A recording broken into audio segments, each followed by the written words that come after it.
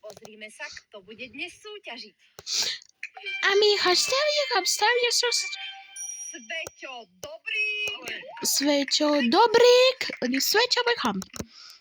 Smajlík. A my obstavili Pusa Božďaková. Smajlík. Trpaslíci, pravidlá poznáte. Kto sa prihlási ako prvý a správne odpovie, získa bod. Prvá otázka. Víly vystupujú vždy ako dobré bytosti. Áno alebo nie? Nie. Musia byť vždy dobré. Napríklad niektoré vodné víly trhajú rybárom siete alebo topia. Ale milá, nesprávne. Správne, pusa. Super. Napríklad v gréckych bájach a povestiach existujú vodné víly Sirény. ktoré svojím spevom lákajú námorníkov Na Romínkov. k svojmu ostrovu, kde ich loď stroskotá na útesoch. Na útesoch.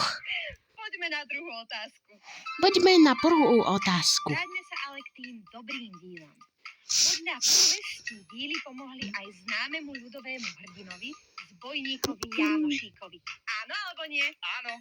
Áno. Stavili hasty. Opasok nezraniteľnosti a valašku, čo sa ma rúbe. Ale milá, nesprávne. Správne, Sveťo, super, ti bodine.